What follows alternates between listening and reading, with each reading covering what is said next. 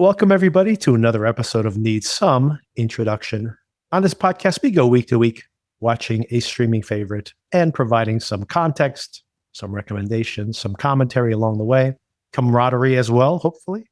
Joining me for this conversation is Sona. Hi. How you been? Any news of the week?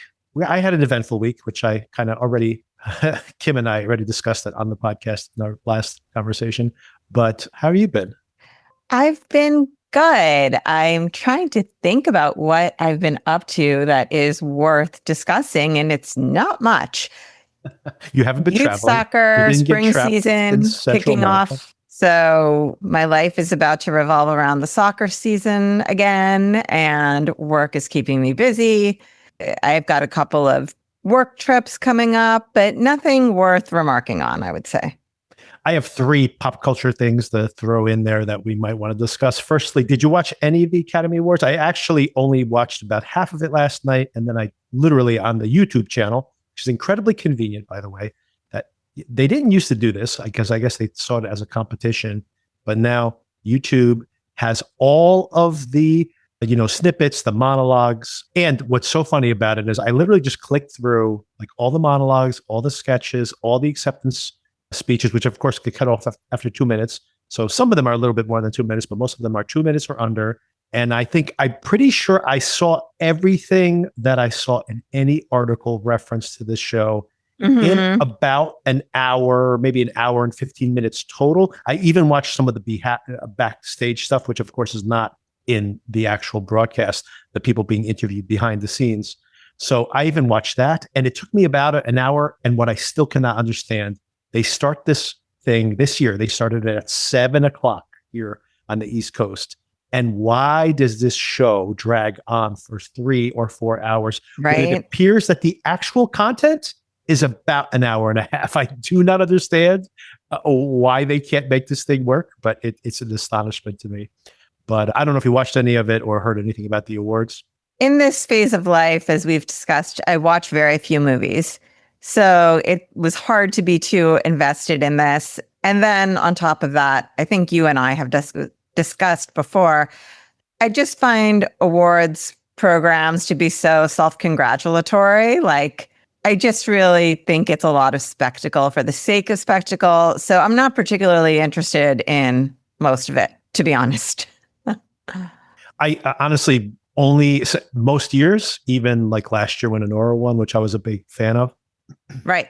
That I was very happy that Anora won because in general, and I said this on the last podcast as well, I honestly only care about the Academy Awards nowadays. I do like the intro, the Conan O'Brien's intro to the episode was very funny. So I do think the monologue was funny. Did think the cold open, which references the movie Weapons, was very funny. All the snippets they threw in there where he was inserting himself into the movie early on were kind of spoilers for the movies they were in. I'm like, I think he's spoiling all these movies. But aside from that, I guess the assumption is that most people have watched these movies. That I did win all the awards this year. But what I was going to say is that what I primarily like is when a movie like Anora wins, and I'm like, oh, this movie is going to be seen by so many more people now, which makes me root for the film. But in general, if like there is a film that everybody kind of consensus pick that it's going to win, and it's already made a lot of money, and it, like you said, it's like a very inside Hollywood thing, kind of patting itself on the back, I really don't care, to be honest. It's just like, okay, just more congratulations on top of itself. But this year in general, I did think these were some good nominees. And I do like the diversity. Like, you have a Brazilian film nominated for Best Film. You have, a Norwegian film nominated for Best Film. I like the fact that it encompasses this kind of these blockbusters as well. Like Sinners, of course, a hugely successful film, but also the Brazilian film that is relatively unseen. And I've heard is a huge hit on Hulu, just premiered on Hulu recently. So, that's all great. But, the actual content of the show or these people patting themselves on the back. And also the acceptance speeches weren't like, there was nothing like truly shocking in it. The one story that I think irritating to the point of what you said is the fact that in the end, that when you really get under the covers, it's just this weird conversation being had by these insiders. And it's also like a political campaign. And Michael B. Jordan, by the way, won Best Actor for a dual performance. He plays twins in Right. Sinners. He's very good in that. And I was glad to see him win. Not my choice for the best of those performers, but definitely one of the absolute best performances of the year, undoubtedly. Definitely should have been nominated. So happy to see him win.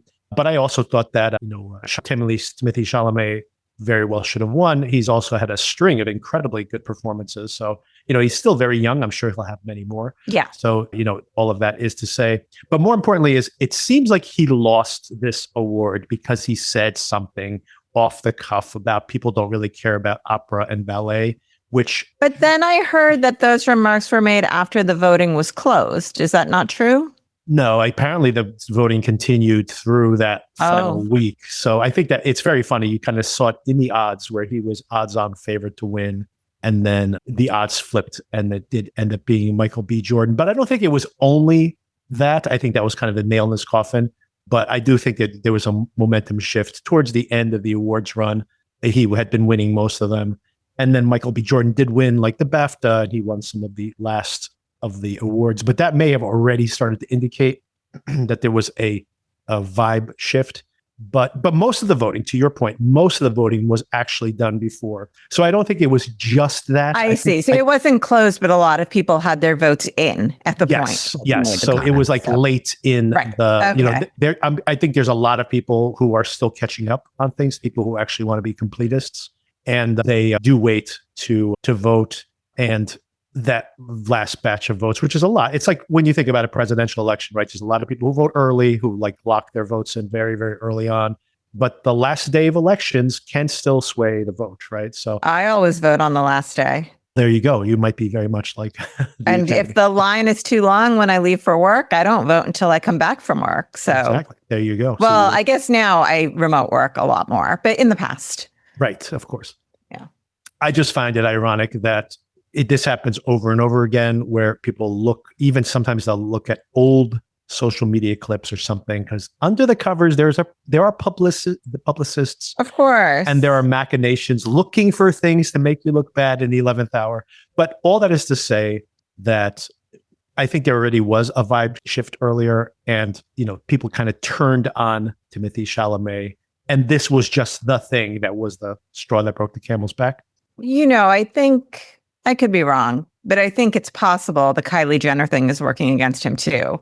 Oh, I think generationally that is he is. Yeah, putting that together with the comments about the ballet, it feels like, okay, so it's hard. I've developed this tick of saying, I really have to stop it. But it's harder for people who take acting so seriously. That's part of my complaint, is that this is all self-congratulatory. If you take it so seriously as high art, and then you've got this guy dating a reality star and talking poorly about these forms of the arts, it kind of all will accumulate to make you seem like maybe you're not worthy. I felt bad. I mean, I don't feel bad for these people because they're millionaires, and he is possibly the most successful. I mean, he's definitely the most successful actor of his generation, and maybe the only movie star we have left, aside from maybe DiCaprio. That's about it. Although his film grossed more than DiCaprio's film this year, if you want to do like a head-to-head comparison. And of course, also people thought DiCaprio early on was like, oh, he's definitely going to win Best Actor. And then as soon as Marty Supreme came out, everybody goes, nope, it's going to be Timothée Chalamet who wins finally after many nominations. But here's a guy who's been nominated, like 5 times, and he's only 30 years old. It's pretty early in his career for this to all be happening. But to your point, I think that the intersection of celebrity with this is not only something that irritated people, but also is a generational thing, because you think about Sean Penn, who's been so difficult in his generation. Not only has he already won 2 Academy Awards, he won again last night, and he didn't even show up. He just decided not to show up. He flew to the Ukraine, actually, is what he did. So, and also, I always struggle with how much you can separate the work from somebody's personal life. Right. But in the situation of Sean Penn, a known abuser as well. Yeah. Oh, and of course, his politics, which are, not everybody in Hollywood is as left-leaning as he is, obviously. And of course, just not only that he's left-leaning, but, a certain brand of this kind of very militant, which of course is the irony of his performance in that film in the first place, because he's kind of on the other side of that. But all that is to say that I think generationally, that type of personality does not get dinged, even when they have personal issues, like you mentioned, in an older generation.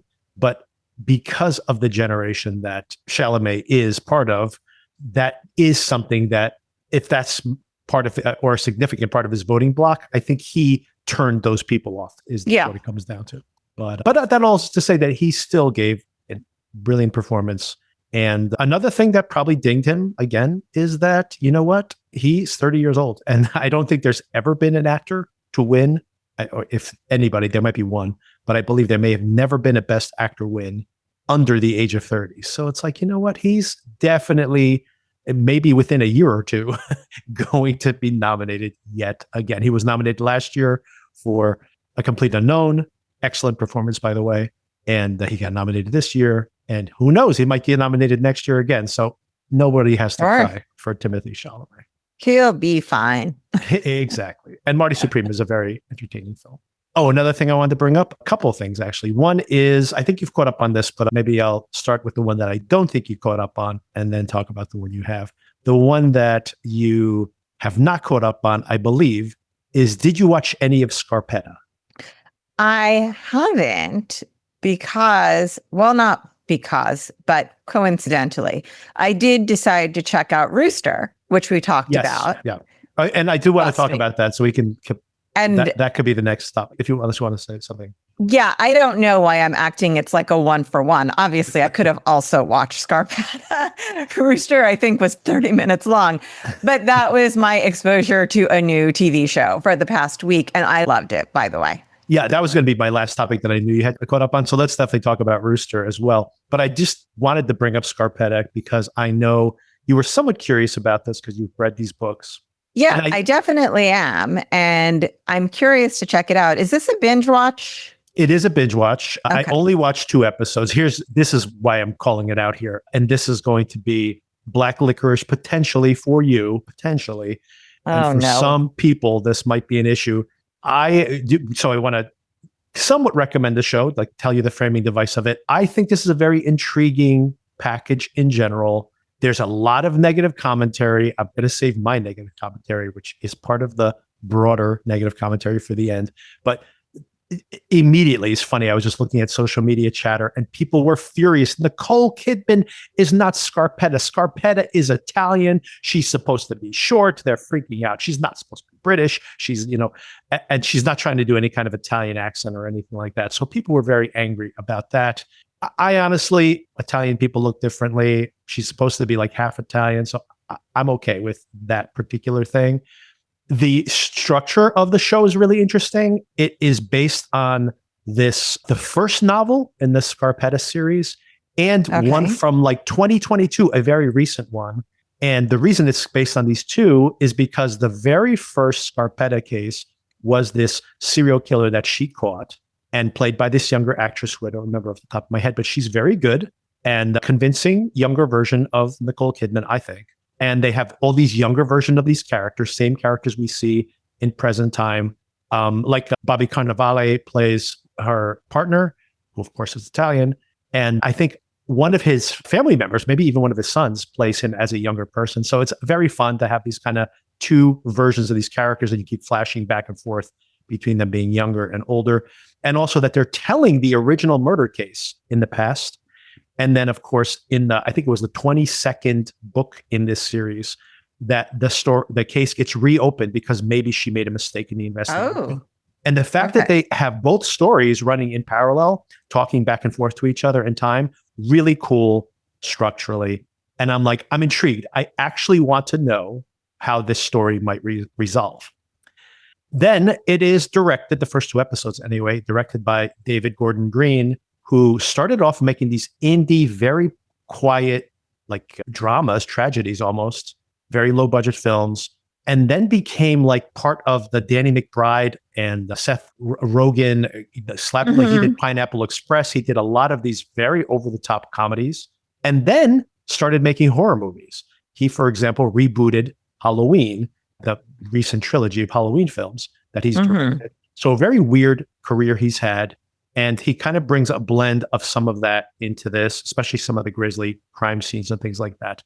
But also connecting it to those Halloween films is that he has Jamie Lee Curtis here playing in the book. She's a younger sister of Scarpetta, but she's not younger sister here in the book. In this adaptation, I assume. But here is where my problem is. Sona, everybody's giving a pretty good performance in this show. And speaking of David Gordon Green, and of course, she's a producer on this show, and she worked with Gordon Green on Halloween, that she's a very grounded version of Laurie Strode in those Halloween films.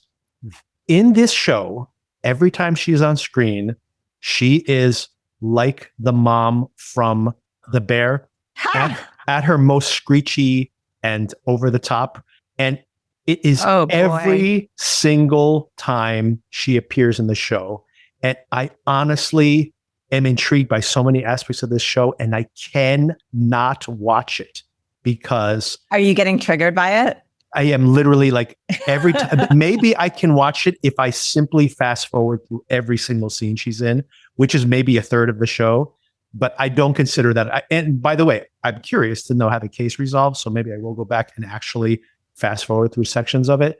But I can't make that a recommendation. So your mileage may vary. And by the way, I liked Jamie Lee Curtis in Everything Everywhere All at Once. I like her in The Bear, in this current season of The Bear, which is allows her to have a gradient of, reaction from the hysterical to the less hysterical. I liked her in the reboot of, I don't like those new Halloween movies, but I think she's very good in them.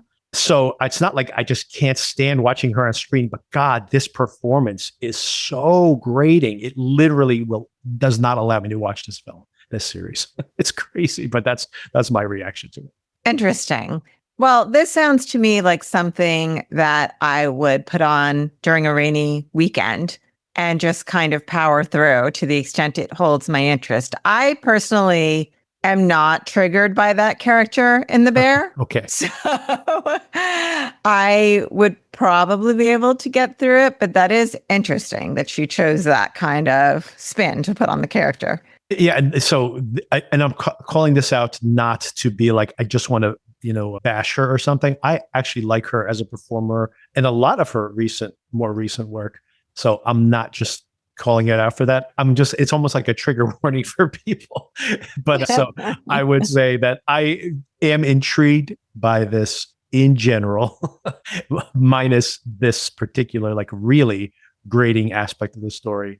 So take that as a recommendation. And of course, try out episode 1. And if it doesn't grate the way it does for me, then I think people will enjoy this in general. Because it's actually conceptually a very cool way to adapt two books, kind of a book ended.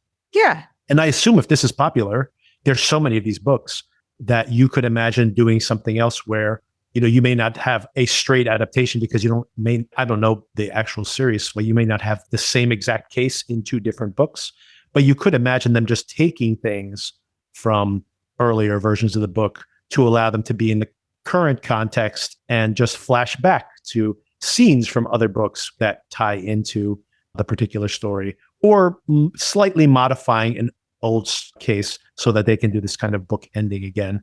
So it's interesting. I think it's an interesting experiment.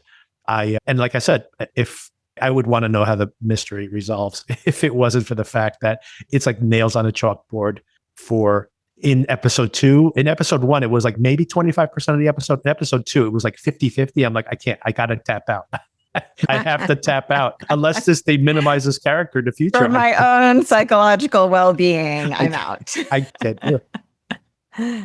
And then I do want to talk about Rooster very briefly. Before then, I just want to shout out to the audience in general that, and this is something for you, Sona, that you could sample this Tuesday night, a Wednesday premiere, quote unquote, on Apple, but Tuesday night, actually, we get the first 3 episodes possibly, but definitely the first 2 episodes of the Imperfect Women, which is another great book adaptation, I should say. And I'm very curious. Yeah, let's sample this and then we can touch base next week. Okay, so you caught up on Rooster. I don't think we've talked about it in too much detail. As a matter of fact, I was going to take some notes last night. I was watching it because I do laugh a lot during the show, but the comedy is so subtle and observational. I mean, it's Okay, wait a second. I just want to be clear. I've only seen one episode of Rooster, so don't tell me anything. Oh, you didn't see episode 2. in last Okay. night. No. All right. Well, okay, great. That's fine. There's really not much spoilers. There's not much to spoil in episode 2. I would assume not. It's more of the same, I would say, and a slight continuation of the fallout of the ending Yeah. of episode 1. I'll just leave it at that. But really, there's not much to spoil. The only thing I would spoil here, if it's considered a spoiler at all, is that by the end of episode 2, Rooster indeed is going to be a permanent fixture on campus, which of course we You know can see that coming from watching the trailer to the show. So not much of a spoiler. And of course, we know why. It's because of what happened at the end of episode 1. So nothing to spoil there at all. And more of the same awkward dynamic, this kind of romance between him and then, Deadweiler is continuing a little bit more of everything. Very much like the type of Bill Lawrence formula, like Shrinking, if you think about it, where you have very much the setup of the situation in episode 1. And then we just kind of go with those vibes for multiple seasons after that. But tell me what you thought of that first episode of Rooster. It exceeded my expectations by quite a bit. I thought it would be just kind of something to pass the time. I'm pretty sure I watched it while I was eating lunch. Traditional sitcom-y kind of format. So I really was surprised by how much I loved it. The dialogue is great. The actors are great. It's like you said, it's a Bill Lawrence show, and you have the John McGinley character who was in Scrubs, right? So nice to see him again, as well as some other actors that I've never seen before, which was nice. And I thought that the dialogue was great, but also there was a lot of physical comedy. Yes. That I really appreciated. And I thought the plot was a little bit more novel than I was expecting. Yeah. I was expecting kind of just a contrivance to set up why the Steve Carell character needs to be on this college campus, which it does, but there was much more nuance to the plot than I expected. Yeah, I'm a big fan of this so far too. Episode 2, not as strong as episode 1 in general. Not surprising. By the way, so many laugh out loud moments too. So many, in episode 1. Yeah. Really, literally sitting alone in my apartment laughing out loud. I agree 100%. I was it way exceeded my expectations. I'm still watching Shrinking. I've caught up on Shrinking in the past couple of weeks. I think we've discussed it briefly. And it's the laugh out loud moments, the kind of like awe moments are still there for me with Shrinking, but the laugh out loud surprising moments are not so much there. And I loved seeing this last episode of Shrinking had a great throwaway line though. Which one? When they're at the gravesite with the marshmallows and I don't remember any of the characters' names, but they're doing the marshmallow thing in honor of Tia. She almost and the one guy almost chokes, and the attorney says she almost got you back. Yes. This was a weird episode, by the way, of Shrinking. So heavy. Yeah. Yes. First of all, very heavy, but the fact that it's so lighthearted when this is first question I have for you. Is this the 1-year anniversary? Has this all happened in 1 year? They said this is her second birthday since she passed. Second birthday. Okay. So I guess at a minimum, it's a year and a month. Right. Maximum could be, I don't know, almost 3 years. Could be 2 and change. Yeah, that makes a little more sense, like 2.5 years or something like that. Because I misunderstood that is it 1 year? I forgot. Because the daughter forgot the first one, and so she remembered this one. Oh, good point. Forgot the first one. Okay, that makes perfect sense now. So yeah, in my head, I was seeing that as only a year for some reason. But that makes perfect sense. That at least it's 2 years, or could be even more than 2 years, given it's a birthday and not the actual date that she passed. But I thought it was a little strange to be this chipper about things, although people process things differently. But that it is interesting that people have this much, have distanced themselves this much from the tragedy of the situation at this point. But of course, ending on a very dark note, which we're not going to spoil here, but a very dark ending to that episode. I would think that someone in that situation could grieve for, I don't know, up to 5 years without anyone questioning why they haven't snapped out of it. not for nothing, but how it's funny that these people are always talking about how not put together and how messy they are.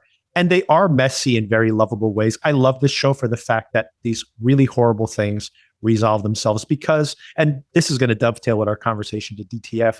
What I really loved about this episode of DTF is as if saying like, everybody's just kind of messy. And if you really just drill into anyone's messiness, nothing has like a really clean narrative that you can put into a TV show, for example. But the thing that's kind of beautiful about Shrinking is that they take all that messiness and everybody just kind of accepts their messiness. And they're like, yeah, I'm messy in a different way. And they kind of accept each other. So in a way, it's almost like a fantasy of how we can all be more mentally healthy by accepting our limitations, which of course we often are not able to. And get over things. For example, like we basically had family members visiting this very week because it was my wife's birthday. And we've had so many conversations just about how really mundane things that people are absolutely incapable of getting over after a lifetime.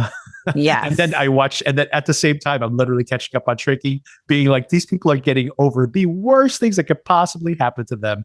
And for the most part, they're still dealing with them, obviously, but are still dealing with them in a healthy and positive way. And I'm like, I know people who are like dealing with like, this person took this heirloom I really loved. I'll never talk to this sibling again. I'm like, well, that's a very unhealthy way to deal with things. But it is, once again, it does feel like Shrinking is a bit of a fantasy. And Rooster is as well. But I do love that, Shrinking at least sets a model for how we can healthily deal with these differences.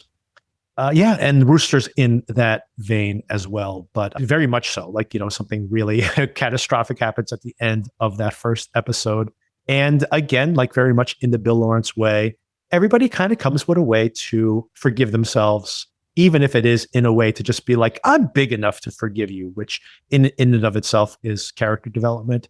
So it's enjoyable, very enjoyable so far. And episode 2, not as hilarious as episode 1. I agree with you. I was so surprised with episode 1 of Rooster, where I laughed out loud so many times. And the timing was impeccable. The chemistry of the cast was so good. And like I said, episode 2, not as great as episode 1, but still very fun. Another thing that's a very big difference, stark difference between episode 1 and 2, by the way, Sona, is episode 1, I guess you spend a lot of money on that pilot, has every single song in it is like a oh my gosh, the music was so good. Yes. 80s. I mean, they're like playing like New Order, they're playing like Joy Division, they're playing The Cure, they play like all these big 80s songs that probably are all expensive. And the theme song, the new theme song, is by Michael Stipe, like the first song he's put out since REM, a decade now practically. So it is, quite the package musically there. Episode 2 is like, it's just TV music that has 80s vibes. And I think there's one needle drop in the whole entire episode. So they definitely scaled back the spending on episode 2. After the first episode, I was like, can I stream this soundtrack on Spotify? This is amazing. I'm sure someone's made a playlist by now, I'm sure. So yeah, fun stuff, and we'll keep sampling it. Oh, and by the way, some news on the ratings front that HBO announced that this was a huge debut, the biggest comedy debut for any show they've had.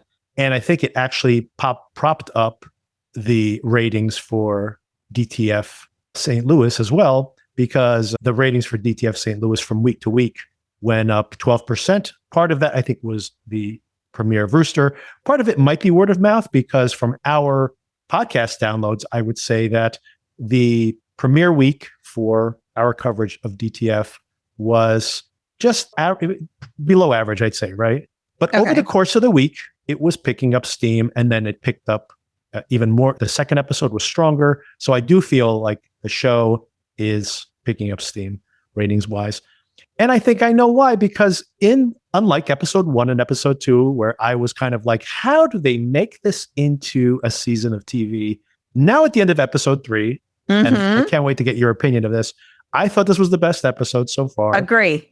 Totally. And now I'm like, oh, I want to see more of these characters. Yes, Like, the idea of delving into everybody's backstory and seeing some other perspective on what their life was before we got to the current day is really much more interesting than I would have expected it to be. I agree. And this episode, which was called, what was this episode called? I want to say Go-Getter, but I could be wrong. Go-Getter, yes. It's either Go-Getter or The Go-Getter. So yes, absolutely. Right.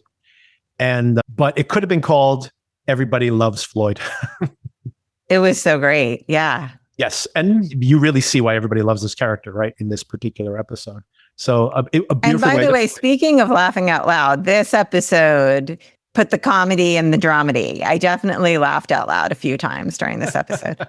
There were a couple, I don't know which one specifically you want to shout out, but the whole Floyd talking about the whole hip thrusting thing where it's like, well, he tried to go for my butt and then I jerked away, but then I didn't want him to think that I withdrew the butt, but then I didn't want him to think that I was judging him. So then I put the butt back and then he thought I was thrusting. So then he started thrusting.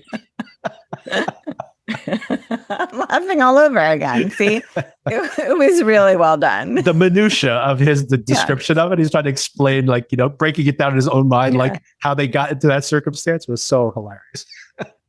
And just the premise was hysterical, that it was a picture of David Bowie that he didn't recognize. I didn't either, by the way. And he found himself on a date with a guy and just decided to go with it. Well, what's so funny about that, by the way, I didn't shout it out last week's episode because I didn't know if it would be some kind of spoiler. So I didn't even mention it. But I see from a distance this picture, Modern Love, and I'm like, is that a woman? I didn't even think about it. But then when they have it blown up on the screen and on the profile you see the bubble that has the face in close up. And I said, oh, that's David Bowie. And then, of course, the song, I mean, the profile is Modern Love, right? The David Bowie song. So I'm like, oh, that is a guy, because he's using David Bowie as an icon, as his emoji or whatever. I'm not emoji, I'm talking like his profile picture, right? And the profile is called Modern Love, right? Modern Love, David Bowie, right? So I'm like, oh, that they're using this David Bowie icon. So that's, but so funny in this episode and just so Floyd, now that we kind of are starting to understand Floyd's vibes, where he acts so nonchalant when the guy walks in, like, hey, how are you? And he goes outside and he's like, can you look at this picture? And even then, it says so much about his character, because I thought when he left, oh, he's going to try and leave the date, right? Even though we kind of know that's not what happened from previous episodes. But no, he's just doing his due diligence on whether this was a reasonable mistake for him to make. But what's sad about it, but by the way, this is what is suddenly really coalescing for me on the show. In the very first episode, I had said that there was there's people are talking about how funny, and not us specifically on this podcast, but I've heard reactions in other podcasts where people go like, oh, this is so outlandish. This whole thing is so hilarious. And I'm like, this is funny, definitely funny in points. But the vibes I got from episode 1 were like very tragic. And as a matter of fact, because I was feeling this tragedy to the situation, I actually worried that I'm like, are we headed out I had speculated, are we just going to find out that this is Floyd committing suicide, which would be very sad. Yeah. So I actually suspected maybe that's where we're going, because I just get this real sad vibe. And I got to tell you, as funny as this episode was, the funniest of the three, that it is also the saddest one, because what I started getting from all of this is all these people are like not able to be happy in their circumstance. And they're just trying to find something like that thing. These people are just all not happy. And maybe this wasn't even an intentional murder, but it led to tragedy because of all this, sadness in the circumstance. It makes me feel even more melancholic about this. And a perfect example of that is exactly what you're saying. He goes back in there to talk to this guy and kind of let him down easy, or just kind of say well, I'm just going to finish talking to him and then move on because I don't want to hurt his feelings or something. And he ends up unloading on him all his marital problems because he just doesn't have anyone else to talk to. Even that is just so kind of tragic in its own way. I don't think it's necessarily that he has no one else to talk to, but I think the story about why Peter Sarsgaard, I can't remember the character name, chose David Bowie and how he felt like he didn't fit anywhere resonated with him in a way that he felt comfortable sharing it. So I do think he could have talked to at least a couple of other people that we see in this show, but he chose this person because there was that connection. He can talk to Clark too, actually. So although I don't know. That's what I'm saying. Once again, it's hard to know the time. Oh, no, I guess I do know the timeline. I take that back. I was going to say, it's hard to know the timeline if this is when him and Clark get really close, but that's not true at all because then they're in the gym in the next scene and he's telling him everything, right? So he does have this closeness with other people. So I should take that back. But to your point, I do agree. This has a very dark underbelly of suburbia kind of feeling to it. Yeah. And I will say, while I did find those scenes to be laugh out loud that we talked about, it was really interesting to me what they did with the scenes between, and I've looked up the cast list now so that I don't refer to actor names, and I will try and go with character names. Clark and Carol. Yes. Those sex scenes were rough. Yes. Like, I understand what they were going for and they achieved it, but it was very uncomfortable for me just to watch it. Let's leave that for a little bit later in the conversation because I really want to talk about, maybe primarily want to talk about what is going on with Carol for real. They're trying to set her up as like this conniving femme fatale, but that's not my read on everything. And if you have my read on it, it once again makes this a very sad series of events. So, but let's touch on a couple other things before we get there. But I do definitely want to probably primarily talk about her and those sex scenes and how they interact with what's happening with her. Can I touch on one thing that will just take a second, but I keep forgetting to mention it? The Kevin Kline pools. What's that about? Oh, great point. So we've gotten feedback on this episode. So one of the things, this is one of the more minor things, is that we got commentary from Ed. Thanks, Ed, for reaching out. And I have read your article, by the way. I'll give you my commentary on it. That's just between me and Ed. But anyway. But Ed used to live in St. Louis, one of our frequent emailers. And he mentioned that he loves this detail of Kevin Kline here. He says most of this does not feel like St. Louis to him.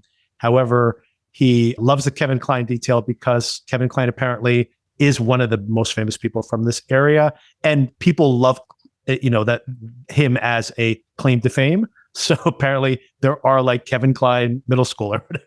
So this is like a little inside joke about St. Louis. Okay, that's interesting. Good to know. But in general, he says this is pretty nondescript. It does not feel like St. Louis.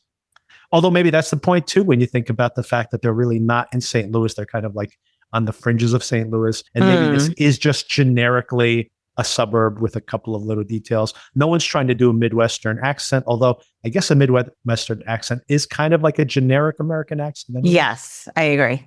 Okay, a couple of things based on feedback. Speaking of, I did want to touch base on this. A couple of more details that came in from our listeners. We'd love to hear from you guys. Thank you so much for correcting us, even.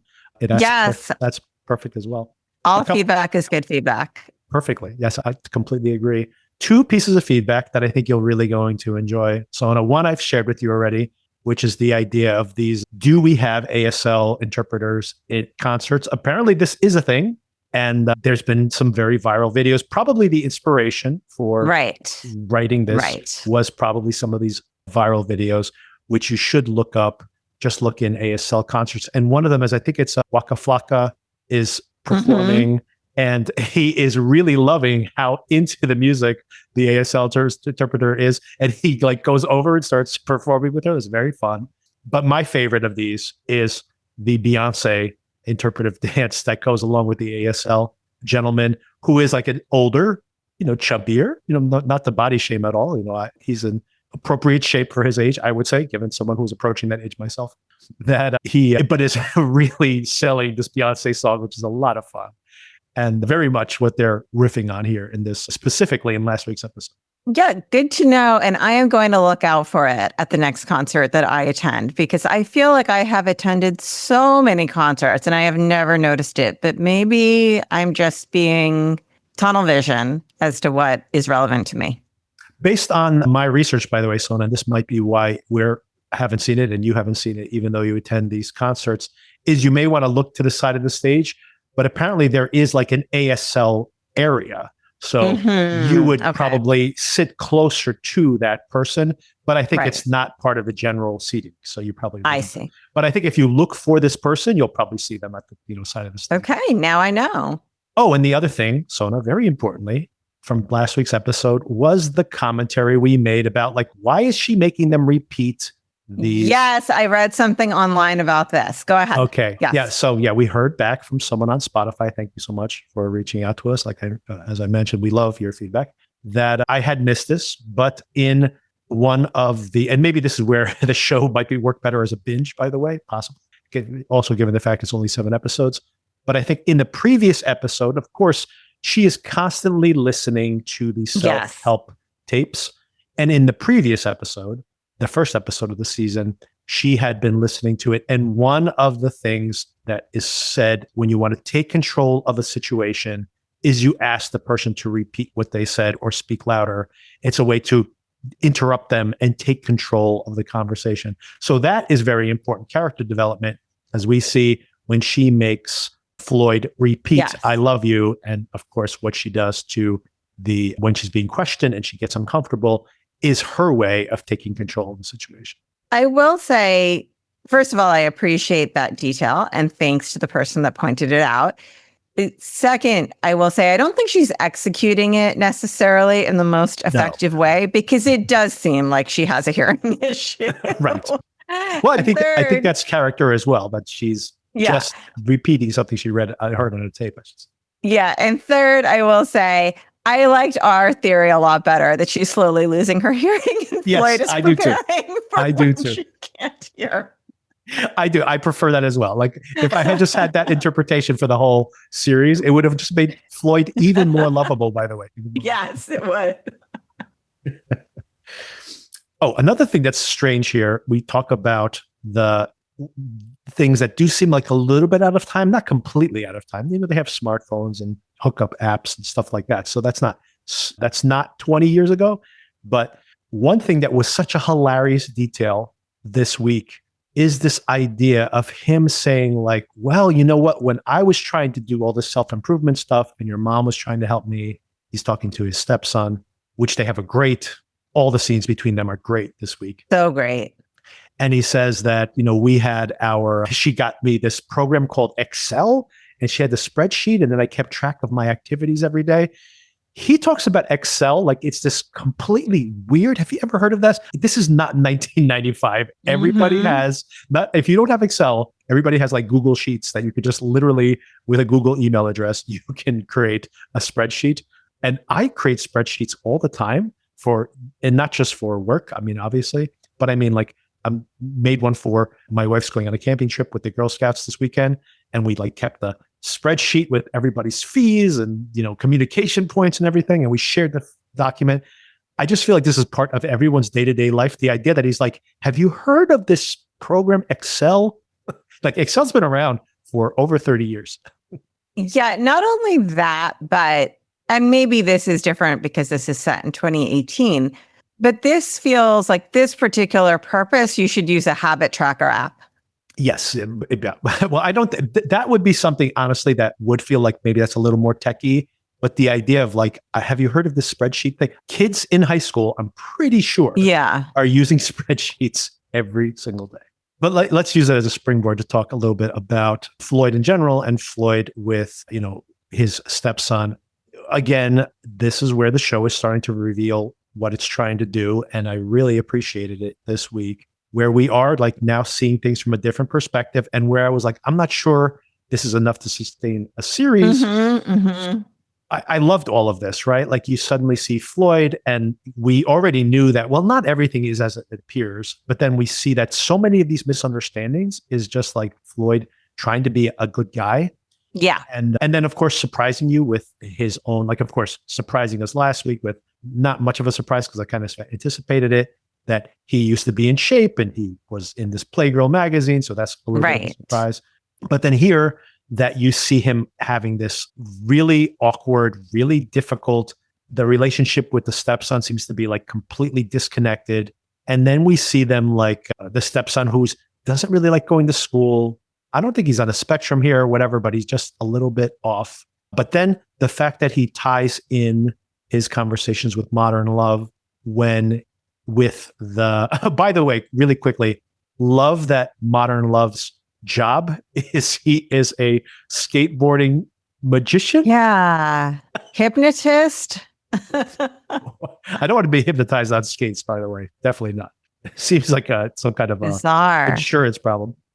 But the conversation he ends up having where, like not really knowing how to fit in. And he's like, I didn't really fit in. And then how that segues into the conversation with the son.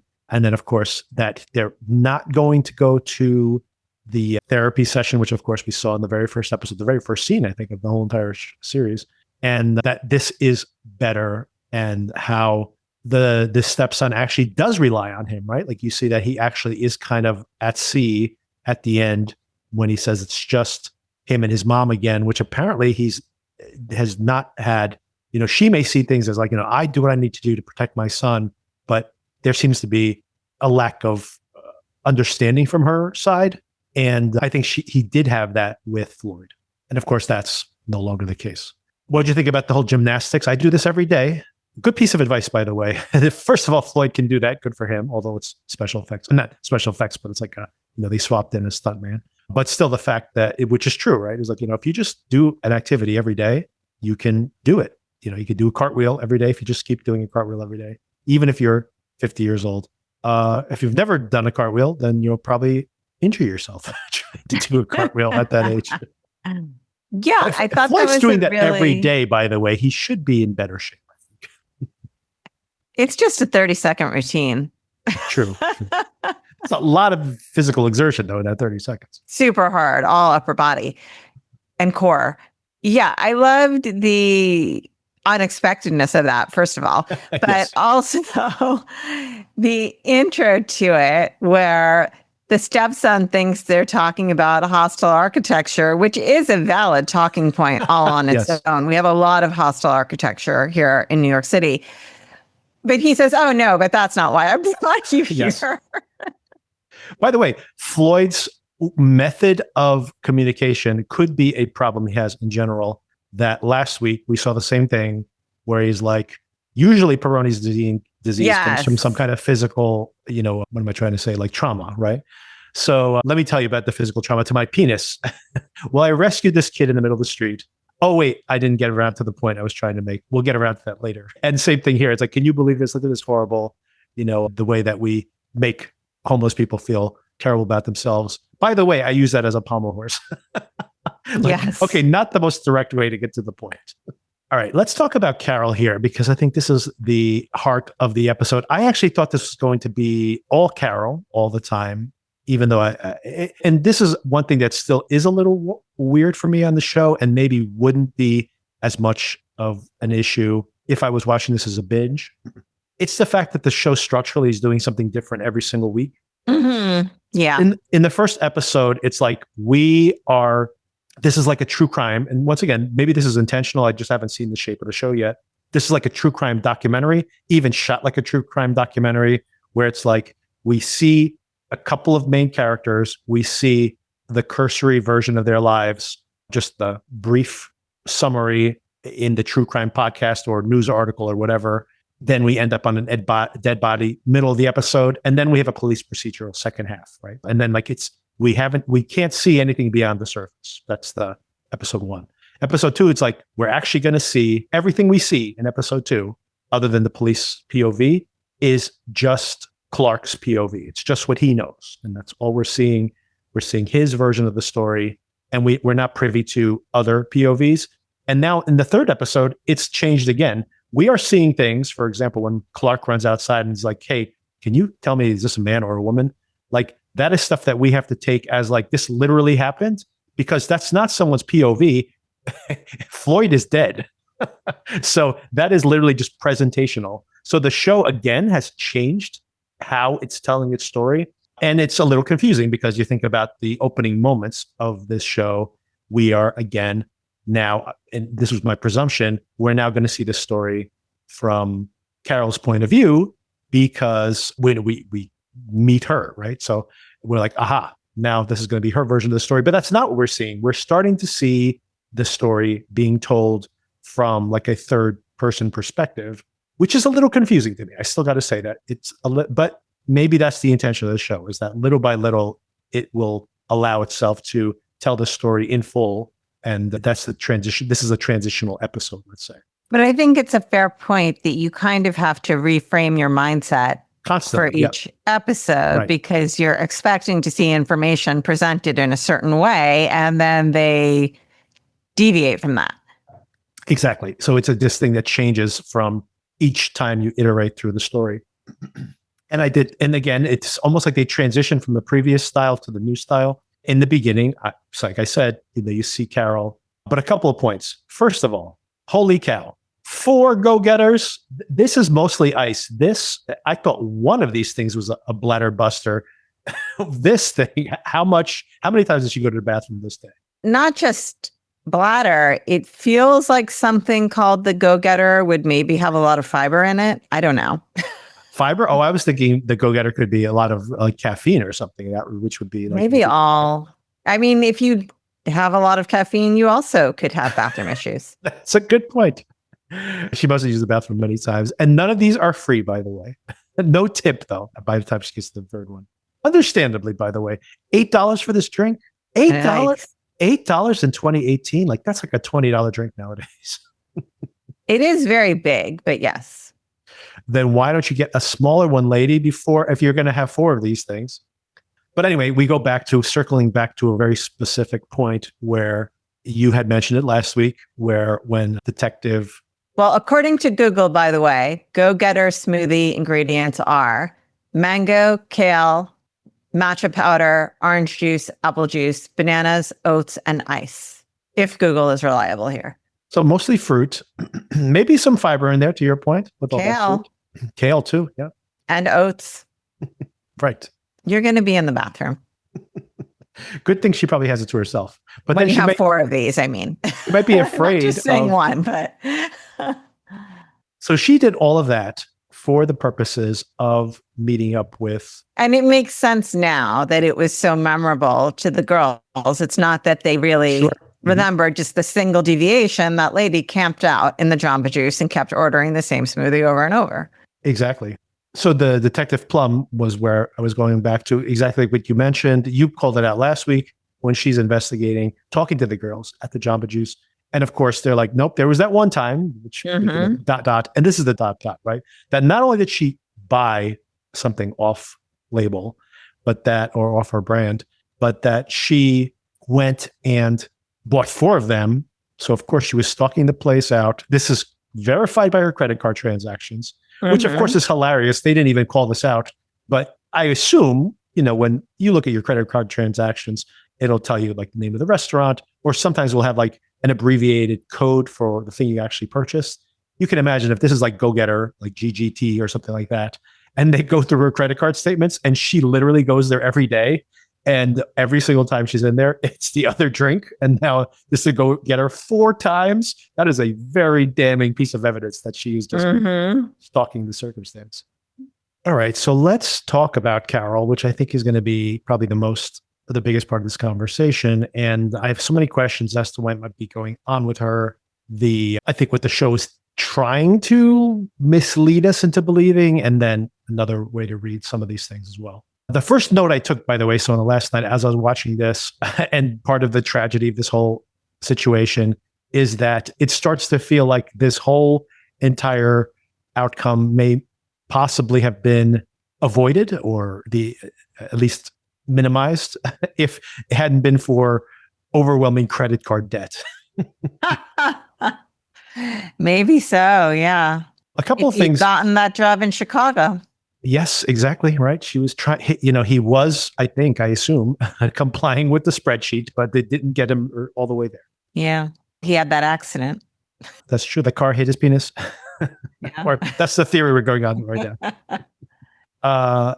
A couple of things. So one is, of course, something that I specifically said last week, which was that the show, again, as it continuously makes us reevaluate our expectations or our assumptions, the presentation, if it's true or not, that the relationship had dried up, right? That she's like, I still love my husband. I want to make it work out with Floyd. The text messages end at that point. And then very shady, right? Like, obviously the show is putting its thumb on the scale, trying to make us believe that she cut things off and then that drove him to murder Floyd. Mm-hmm. That may very well be the overall shape of the story. But of course, this whole episode makes her, in one reading of things, be way more responsible for what happened. A, she's the one who obviously masterminded the meeting with Clark in the first place at the Jamba Juice. But more importantly, I wonder if Jamba Juice is doing well.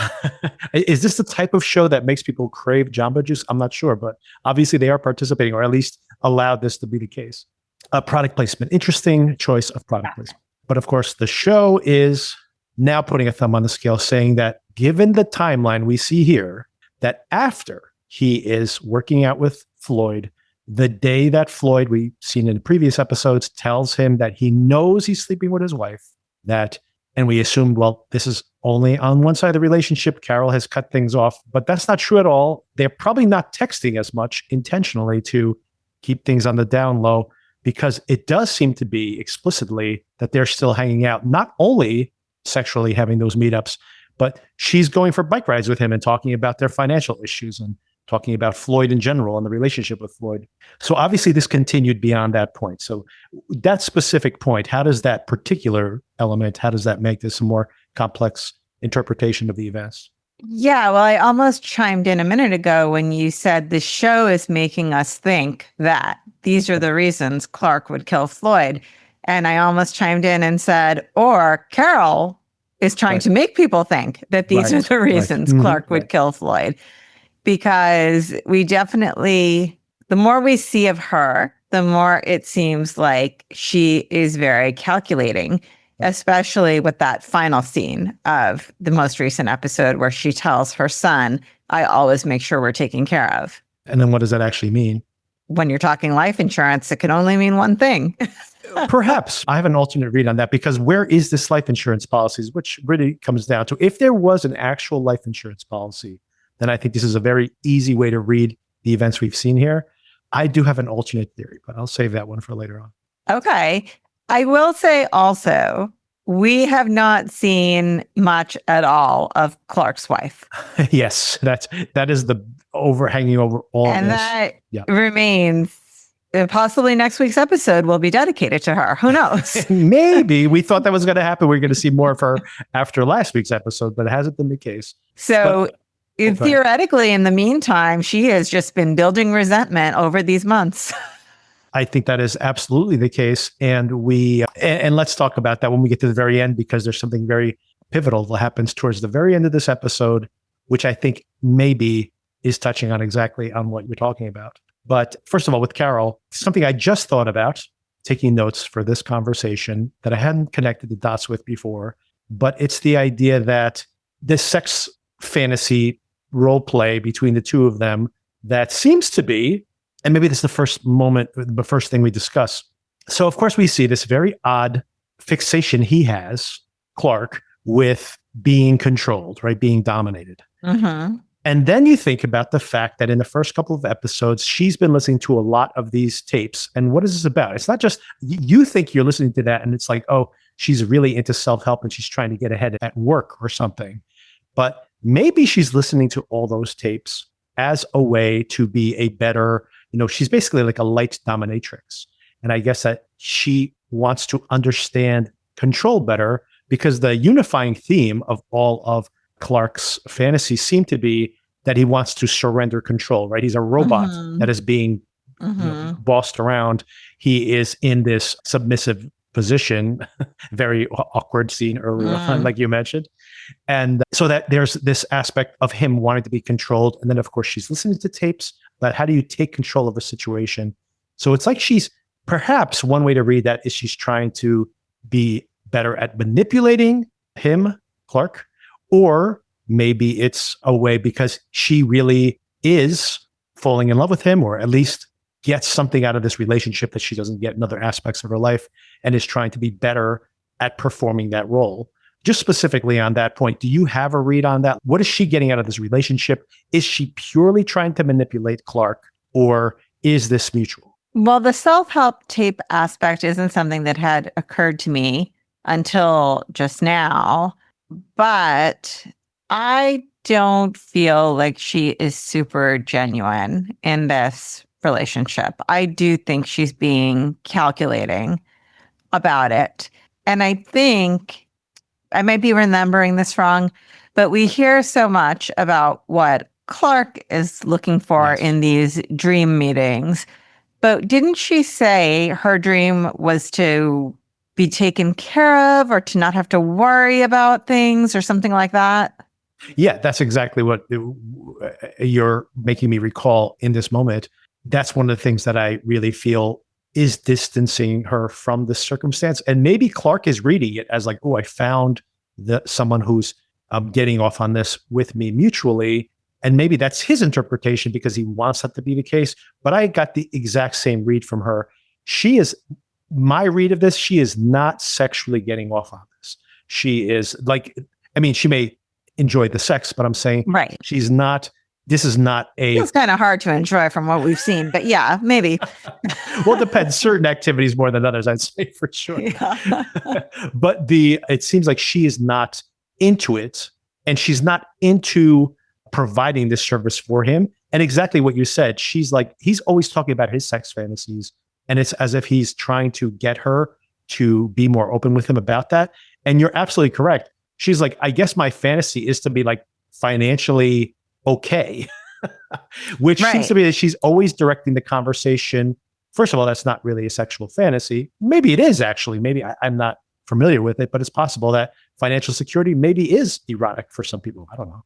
But the possibility is that is something that's happening there. But I don't read it that way. I think that she's trying to take the conversation now that she has worked Clark in this way, and she thinks he's very financially successful. Another thing, totally forgot to bring up last week, she seems disappointed when she recalls the fact that he had lied about having this coastal explosives company or something. Yeah.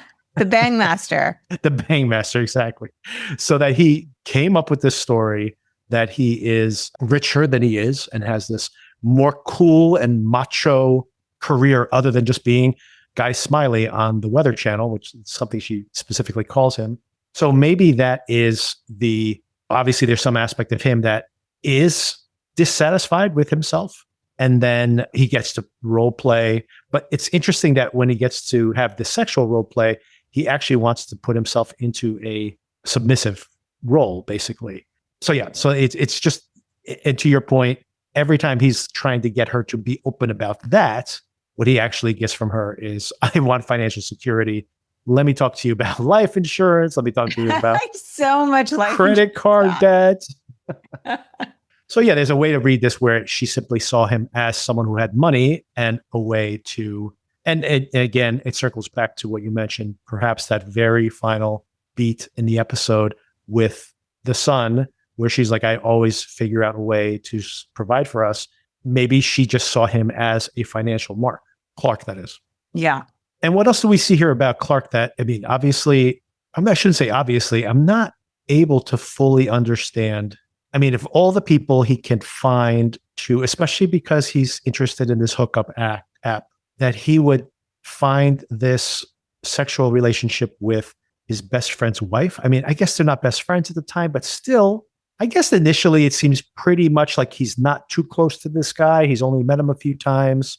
So I guess she seems far enough away. In my head, I'm thinking like the closeness of a relationship. Obviously, if you're looking for this outlet, maybe not your best friend's wife is not the best way to go about it. But it does seem to be, and this is kind of the happenstance of the show, I should say, that it's almost like he was attracted to her first. She came on to him. They maybe even started the sexual relationship. He just kind of knew this guy and then got closer to him, maybe on her goading. And then, of course, now he's like, I also really like that guy. And now this is a very awkward situation, obviously, for him. Yeah, one thing that struck me throughout the episode, and maybe there is some question as to where these timelines overlap, is he's speaking with so much conviction about how much he loves Floyd. And Right. you can't help but in your head go, but you still had sex with his wife. Right. So I would like to think that two men who have such a close friendship would not feel comfortable betraying each other in that way. Based on what the police officers say about their communication, it seems like the constant communication between him and Floyd does not begin. I mean, they knew each other earlier, obviously. That's how he met Carol in the first place. But it seems like their close relationship, the constant meeting at the gym and all that happened later on in the course of the relationship. So it's possible, to your point, that maybe he does have that negative feeling about himself in this circumstance. But of course, he maybe knew her better than he knew him initially. And then, of course, later on when they become very close friends, now he's like, wow, now I really feel like a jerk because I am having this relationship with your wife. But a detail that maybe you are accounting for, maybe not, is that it seems in my reading of things, again, we don't know exactly when these scenes are taking place. It seems like that moment where he tells him in sign language. Yeah. You know what? I take that back. I was going to say, it seems like in that moment where he's signing with him, that it is very early in their friendship, but that's not true because in this episode, Jason Bateman, Clark, his character, Clark, is just starting to learn how to sign. So for him to be proficient enough for them to have that communication, it is later on. So so if I'm going to, once again, resequence things, which I have to continuously do, they do go to the gym and work out now, but they're at the early part of that cycle. And this is, who knows, let's say a month later, when at least Clark is good enough at signing that he can understand what he's signing to him. Because he basically can say one phrase. Yes. Like, are you okay? Or whatever it was, do you need help? Or something like that. And is literally the one phrase he's learned. The I know you're sleeping with my wife is an advanced phrase for sure. Not one of the top 5 phrases you learn in signing. Okay, here's my theory that we can finally get to. And part of this is not because the Occam's razor, the obvious answer, has literally every single episode been deconstructed by the next episode. You think about what we see here in the episode. Carol, there is a way to read things, by the way, that she is making Clark fall in love with her, become this unique outlet for his sexual fantasies, have that dependency on her, only to then say, you can't be with me anymore. I still love my husband. Sorry. And that's like planting a seed in his mind. The only way I can have her is to get Clark out of the way. And obviously, if she has some kind of financial stake in the matter, like a life insurance policy, that would be yet another motivator, of course. And then, of course, they even add here that you're like, well, it doesn't seem like she has a life insurance policy. But then there's all these caveats where it's like he still has to pay alimony. He still has all this credit card debt. The fortune teller, yes. Yes, the fortune teller. Great joke, by the way, where it's like, how does she not know that you guys are going to break up? He's like, good question. So given all that it's almost like they're also planting a seed that even if there was no life insurance policy, or maybe he was in the process of signing a life insurance policy only to have an actual heart attack before then, that even if that was the case, that there still would be this possible motivation that just getting for him to die and for his debts to die with him also gets her off the hook since she's the breadwinner right now. Do you read that all the same way? Yes, I think that's right. But another way to read all of that, and here's my alternate theory, is that she actually wants Clark to help her improve her husband. So, for example, get this light amphetamine prescription so that he can lose weight. And maybe he takes that as a way to help him lose weight. He is not, by the way, my theory originally that he may have been committing suicide that day at the pool house. He is working out. And by the way, all these ideas that like, oh, maybe he's not the one who brought the Bloody Mary mix. He's drinking the Bloody Mary mix. He has the magazine with him. Maybe the magazine is like, kind of like, let me use this as inspiration. Like I used to look like that. Let me try to work out to get my body back into that condition again. So I don't know why the face is scratched out. Still a big question mark, by the way. But even the police officers specifically call that out in the show. So I think that does matter in some way. But he's working out. And by the way, maybe he just gets up early in the morning and maybe they work out at the gym early in the morning. Maybe the gym was closed for some reason. And this is where they're meeting at the pool house.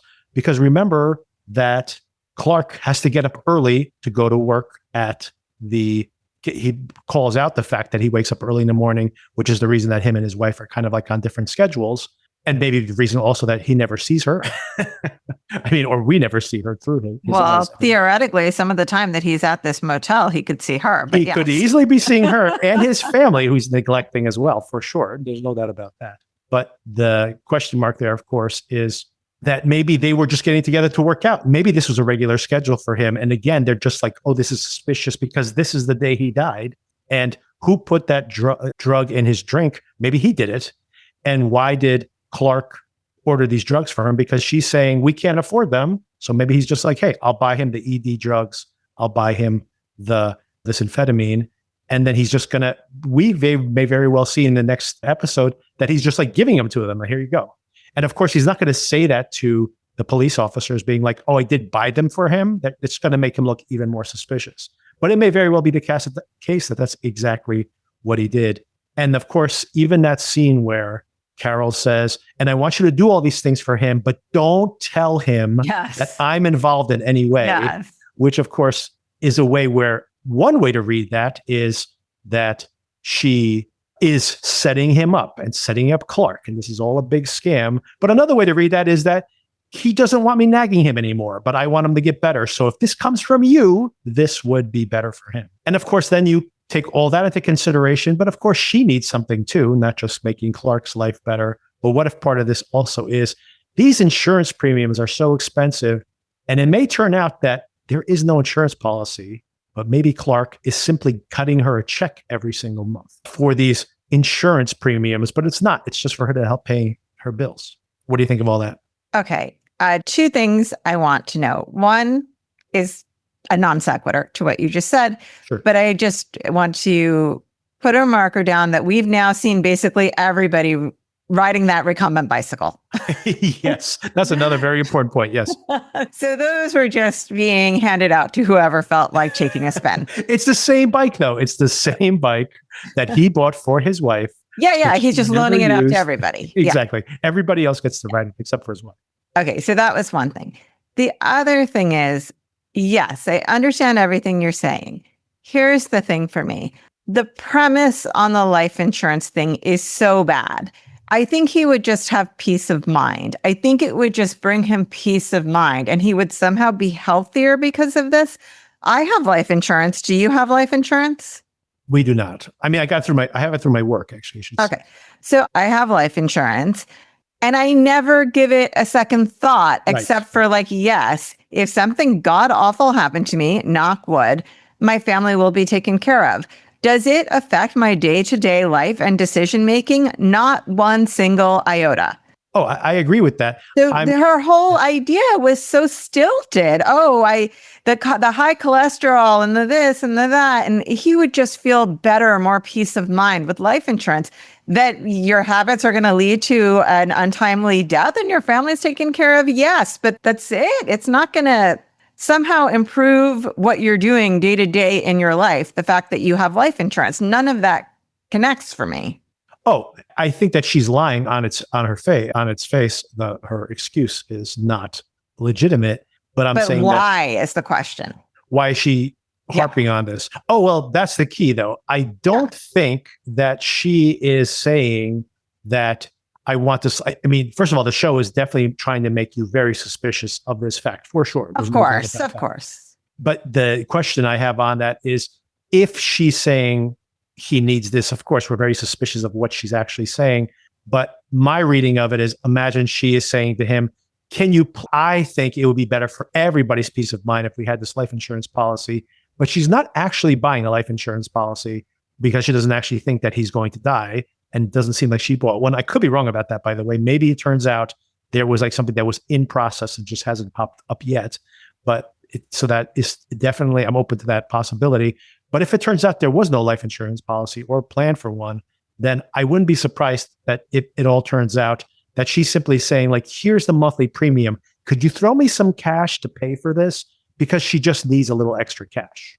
And that she might be milking. You think it has nothing Clark. to do with a setup. It's just a way to get cash. Correct. I think that this is, again, that the show has multiple times said that this is so like a clear cut explanation for this. And then it's going to subvert it in the very next episode or soon thereafter. Oh, by the way, also on the life insurance policy. Yeah. Sorry. I just don't want to forget to interject this. The logistics of it didn't make sense. You have to have a medical exam to get life insurance. Right. So, yeah. So, but this is part of the reason that I think that she's just asking him to give her cash. So maybe you're right. There was never any life insurance because Right. Floyd would certainly know if he was having a medical exam for life insurance. Exactly. Mm. So you see, that's why I'm kind of suspicious But of all then of the this. drugs? Well, the drugs are just, first Which of I all, also don't understand the logistics, by the way. How do you get these drugs prescribed for you? I mean, this is a fake drug. by the Maybe way. an online thing. Right, online pharmacy, exactly. But the thing is that this is a very light drug where they're supposedly they're saying that this thing is even hard to detect in your system. And I Googled the name that they have, and it's not an actual thing. So I assume it is a type of like a light amphetamine. And if it is given the name of it, but if aphazite or something, some fake name, but if this is like a light amphetamines are often prescribed for weight loss. So I was picturing, is he just taking a light amphetamine, the fen in the past, where people would use it to lose weight, and maybe he's just drinking it himself, but maybe the prescription went through Jason Bateman's insurance company for the cost of it, and getting an ED prescription now, like if this is an online pharmacy, like you were saying, I mean, it's like a 2-second consultation to get one of these prescriptions. And weight loss is one of these online services they provide. As a matter of fact, it's on the same prescription, right? The ED drugs and the weight loss. I mean, I'm calling it a weight loss drug, this amphetamine, right? Yeah. Okay, I'm coming around. Now that I'm really talking about the logistics of it, yes, it does make sense that he's just been giving her cash. Even if it turns out she actually had an insurance policy made in his name because she was actually worried about this, because she's so stressed out about these different health conditions he has and such, that we're like saying he's about to drop dead. He does not seem, I mean, if he can do that gymnastics routine every day, even He's though breathing hard after though. But yeah. Right. Oh yeah. My point is that he definitely should lose some weight, but he's not, he does not seem to be on death's door is the point. Although I could be wrong about all that too, because he may have just simply had a heart attack when he was working out that morning, and the amphetamines might have put him over the top. But as far as like, I don't see an insurance policy claim, and I'm open to the fact that I could be 100% wrong about that. It could turn out, oh, we found the insurance policy. It was under this other name, or it was in process, or it didn't activate for 6 months, and coincidentally he died, which would make her very, very suspicious. But I have a feeling she just wants to ask him to give her a check. Yeah. It is making sense, because also what I was wondering is, with all of these health conditions she's talking about, and at his age, to buy life insurance now is not going to be inexpensive. Like that would be a pretty high premium when you come in with those conditions at this age. Well, I mean, I honestly think that she is making him sound more unhealthy than he maybe actually is. And exactly to your point, imagine being in your mid-50s and having all these pre-existing conditions and being overweight. And she makes him sound much sicker than I actually do believe that he is. Okay. And if that's the case, imagine she's like, I really would feel better with life insurance, but life insurance now is like $300 a month, right? Yeah. And now so we're not talking about like I remember when I was first starting out my first job, speaking of having life insurance, which I don't. I mean, I do get it to my work automatically, but that's pretty much the only life insurance I've had. But I remember when I was first starting out right out of college at my first job, and it's like, if I wanted to double my life insurance, it was like $2 or $3 per paycheck. Right? Oh, it's when you're in your 20s, it's like candy, like they're giving it out. Yeah. Exactly. So my point is like, yeah, that is just going to go up every single year. And to now where it probably is doubling my life insurance, that would probably cost a fortune. So exactly the same thing. So I think that is an excuse where she goes, I've been looking at these policy plans And, because of all these pre-existing conditions and his age, and because he has a dependent, man, the insurance policy is this much. And now, of course, she has become the sexual outlet for Clark, who's never had this before in his life. And she's training herself to be a dominatrix, basically, to fulfill his fantasies, to keep him on the hook so that she can say, by the way, so in other words, she's a prostitute, but not to shame her for that. But it is, again, adds to the kind of feeling I have of the sadness of the situation, that when she's like, I always do what it takes to support the family, it could include sex work. Sure. So anyway, that's my theory of the case. She is a somewhat willing sex worker. Half intentional, half, slipped into the... Well, the life insurance thing definitely doesn't track. So I think you could be onto something. Yeah. So we're curious to see. And imagine next week, after all this speculating, it's like, we found the life insurance policy. Whoops. Yeah. The beneficiary is her sister that we never heard of. Yeah. Oh, and I do want to circle back to the bike because it does touch on this inadvertently as well, as far as not the life insurance specifically, but the fact that every time we have like a new clue, and Occam's razor, the simple solution never is correct, is exactly that. Last week, it's just like, we've only sold 2 of these bikes and we sold them to the same guy. Dead to rights, buddy. And then we're just like, not only could someone else in the house have ridden the bike, but now we know he had Floyd ride the bike. Yes. We see Floyd ride the bike. We see her ride the bike with him. They're riding it together. We see, like, we haven't seen this where they actually go on a bike ride together. I don't think we've seen it explicitly, but there's like a flashback moment where they're saying, you were his friend. What kind of friends were you? And you see them like high-fiving each other while they're riding side by side. So it's like, everybody's ridden this bike. Yeah. I mean, Floyd takes the bike to his date. Yeah. So that this is not as rare as it would appear to be. And of course, the irony could be all of this. And my wife specifically says, I bought this for my wife, and my wife never wrote this, not one time. Well, maybe she wrote it one time. Mm-hmm. Okay, a couple more things. One is the final moment, not the final moment, but the last bit of evidence that turns him around. But before we get to that, I just wanted to mention a weird detail here, which maybe is not unintentional. Maybe there's something that's going to be developed here, which is, have you noticed this theme of like androgyny in the show in general?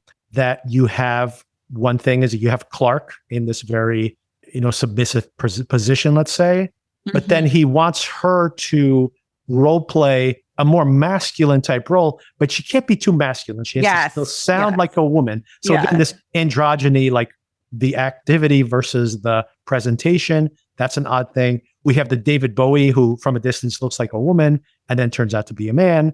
That's another level of androgyny. And the last thing I thought about as I was taking this note down, as I was writing it down about it, I realized another bit of androgyny here is, I think about, and it made me laugh just remembering this particular visual in either the first or second episode, that there's the whole thing where a Clark, and by the way, we see this again in the trailer for next week. Not Clark, I'm sorry, Floyd is turned off by his wife in the Empire's outfit. And speaking of the androgyny of that, I love where you see just her legs, beautiful legs that she has, by the way, and they accentuate it multiple times throughout the course of the show. But he just sees her legs sticking out while she's like putting lotion or something on it. And he's getting a little frisky. Mm-hmm. And then she stands up in the umpire. So she's like half umpire, half sexy legs. And he immediately gets turned off. It was very funny, though, this idea that, like, just her legs sticking out, like she's some kind of half man, half beast. But in this case, she's like lower half is sexy legs, upper half is like burly umpire. But another combination male, female, imagery. Interesting point. I hadn't thought about that. So yeah, I just thought like it's funny that there's all these in-between characters represented here. But then of course the last thing, which again is my last key, no pun intended, to what the mystery might be about. And if there is some kind of funny business going on, is it Emily, whatever her name was? Emmy, I think. The key, right? So that's what it comes down to, is that this key that we see that Plum has been trying every key at every door at every location she goes to see if this key works. She cannot find a lock for this key. And this is the thing that at first she shows it to him and he seems to like not fully suss out what it is and gets into a very long-winded explanation defending himself. And then she shows him the key again. And it's like he realizes what the key is and he immediately shuts down the interview. I will not talk any further without a lawyer present. So it doesn't seem like he's trying to protect himself since he's been babbling the whole entire day. But again, if he recognizes the key's got to be, I mean, it could be Carol's key as well, right? So it's not like it's just Emily. But again, he obviously knows who it is. And whoever that is, he's trying to protect, I think. I will just say that as an attorney, it was a relief to finally see him ask for a lawyer, which he should have done from the get-go, regardless of whether he is guilty or not. Very poor judgment on his part to not ask for an attorney. So I'm happy that they finally had that happen. Yeah, I don't understand that at all, where he has rejected it multiple times, even as I like that he starts babbling to Plum when she's there alone. And she's like, I'm telling you right now, like, you should stop talking before the other detective is here. Like, you need to talk a lot less. And he needs to take that to heart. But to your point, yeah, it's bizarre that even if you're innocent, you don't know how some things you say might be, you know, may blow up in your face somewhere down the line. And like you said, just having your lawyer at your side, listening to what you're saying as you're saying it is minimally the safest thing to do. And the fact that he's just been like, nope, and that's crazy. He literally is calling up his wife at one point being like, I don't, and we see this in the previously on. He's like, I don't know what happened. I didn't hurt Floyd. She ignores his call. I don't understand what happened. He says, I'm sorry. He says, I don't understand what happened. And I didn't hurt Floyd. Those are the three things he says. And even if you're like, I do not understand how I look so guilty here. Is someone trying to set me up? Or even if it's just like, I didn't do anything and this is just happenstance and you're misreading everything. The idea that like, you are obviously misreading everything. I will not have a lawyer present with me is insane. It's a very, very bad choice. Especially, by the way, if you go in there and you're like, this is all a huge misunderstanding. Let me explain things to you. And then moment one, by the way, they start outlining the case against him. And he seems to realize like, oh my God, I seem really guilty. Let me explain myself. As soon as you're like, I seem really guilty. Let me explain myself. That's the moment. You definitely want a lawyer at your side. But yeah, I guess Clark isn't that bright, but at least he figured it out at this point. So what did you make of that from a legal standpoint, by the way? The whole fact that the first time they question him, and I can't even remember how this happened though. So maybe you can refresh my memory as well. But first of all, the first time that Homer interviews Clark is in the police department, but in the common area. It's like in the lobby of the building, sitting on those cubes. It's super weird. Very strange. Yeah. Very strange location too, that this would be the entryway to a police department, but an odd location. And the fact that he didn't take him into a room to question him, maybe so his defenses would be down because it's like very informal, possibly. But then where does the pivot come from? He lets him go. When do they actually arrest him? I think it's after they saw the text messages, right? Because when they start going through all the text messages. In that first interview, in the profile, yes. He has the order to get the phone. And so, yes, I think once they start, if I'm remembering correctly, once they start going through his phone, that's when they realize that they have enough to arrest him. Yes. And then, of course, yeah, I mean, they pretty much have him dead to rights once they identify that the Tiger profile is his profile or paid for with his credit card anyway, even if it's not explicitly his. And that's one more thing to bring up too. I kind of touched on this last week that possibly the Tiger profile response is because of him feeling bad that Floyd has not gotten any additional responses on the app. And we see that at the end of this episode, right? Like he has no responses and he kind of feels a little upset about that. And then we also see later on where, you know, once again, the chronology of this almost certainly is after the fact, where he's like, oh, look, this guy messaged me, Tiger, and he seems like all happy about it. And it's possible, you know, that my reading of that, one possible reading of that was that he had messaged him just to make him feel, you know, give him a little more self-confidence. now I'm just thinking to myself, and then was that him trying to get in shape for that meeting? Maybe that motivated him to work out? I don't know. Interesting. I don't know, but it also is interesting that he accidentally goes on one date with a guy and then is kind of like, I guess this is what I do now. He's like, well, at least someone paid attention to me. Yeah, the pivot between the like, I wasn't expecting this, and then he might be seeking it out is interesting. So we're going to have to wait and see. I admire the open-mindedness, I guess. Yeah, exactly. Yeah. So who knows? I mean, that is still that is unexplained. But also, I would assume that they were like make it sound like he was hooking up on the app. It does not seem like he met anyone in between, right? So this is like his the next potential. And obviously, we see you had whatever 36 views and nobody messaged you, so it doesn't seem like it's happening on a daily basis, of course. So yeah, again, all of this is kind of sad for everybody involved. Yeah. And we do see a little bit of the actual night of, or day of, I should say morning of, when someone comes on the bike. We see it through the window. So that was the other thing too. There was a possibility that someone was there, but that maybe he took the bike himself. We've seen him ride the bike, but we actually see outside someone riding the bike, and then we hear a bang on the door. And we also know from the communications via the app that Tiger had planned to meet him there. But I mean, it could turn out to be Clark, right? It could be like Clark being like, by the way, I was the person who was messaging you. And he could just be like, I was trying to get you to feel better about yourself and work out. And I have to tell you this because this is a really messed up situation. I got to set things right. And then Floyd coincidentally has a heart attack and he's like, oh my God, I got to get out of here. And now he looks incredibly guilty, right? So it could just be, again, like this very sad set of events that occurred. I am happy that it seems like the stepson is in the clear. Yes. I did love their relationship here. Like they have shown him as just this really surly kid who's like throwing rocks at houses just to be a jerk in some ways and doesn't want to talk to anybody. But now it seems more like he is socially awkward. He doesn't know how to talk to people. Maybe he's on the spectrum somewhat. He always wears the same clothes, although he mocks Carol for always wearing the same fleece as well. Yeah, good point.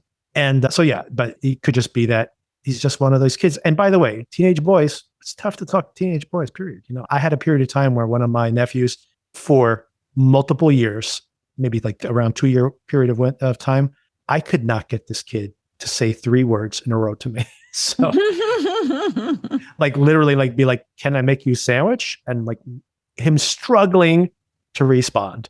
I was like, Jesus, how difficult can that possibly be? And he grew out of it. But I'm just saying that being a teen. Is that the older one or the younger one? The younger one was the younger one. That's funny because he seems so social now. He's so social and was before. There was just like a period of time when it's just like communication was absolutely excruciating. I mean, with us, right? Like he got his headset on and was playing some video game and he was like a blabbermouth. But like for us, it's just like, you want to get pizza or burger? Can you shake your head or something? Difficult. It's tough times. Your hormones are going crazy. Hormones, yep. Yeah. So, I am, as you can tell from the length of this episode, much more interested now in the series than I was previously. Yeah. I'm very curious to see how things turn out and wanting to know a lot more about each one of these characters and their, the story from their point of view. And in the end, maybe that when we know all these additional details, things turn out to be like not so nefarious. Just life is kind of times messy and tragic. That's just how it is. Yeah. I'm interested to see too, as we discussed, how they kind of change the format for what we're seeing and how we're seeing it week to week. I wonder what next week will bring. Yeah, it could be like another genre. It could be like eventually, not next week, I don't think, but within a week or two, we might see them in a court proceeding, and then it becomes more of like a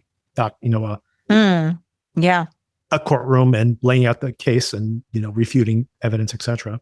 in that type of context.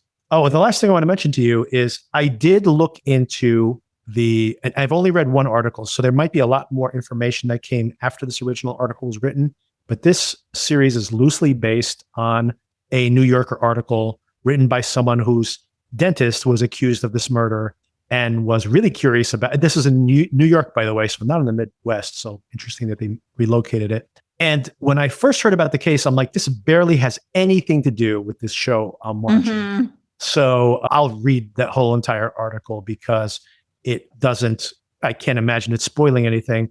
And then as I got into the story and kept reading it, that the stranger edge details of things that came out over time do correlate to this series. And I'm like, wow, what a weird story. Not about like a murder or whatever, but just a weird story about like and I think maybe this is where this show is going, and maybe this is what's biasing my reading of this show. The article seems to indicate in the end that we want to have this very simple narrative of what happened, but maybe life isn't that way. And if you look at anyone's life, even a relatively mundane life, and you look at every weird event that happens and string them all together, you can make anyone look like a murderer. So it's like, if you just happen to be too close to someone who ends up dead, maybe you could look like a suspect. Although, specifically in that case, these people had a pretty odd life, made some pretty weird choices in their lives.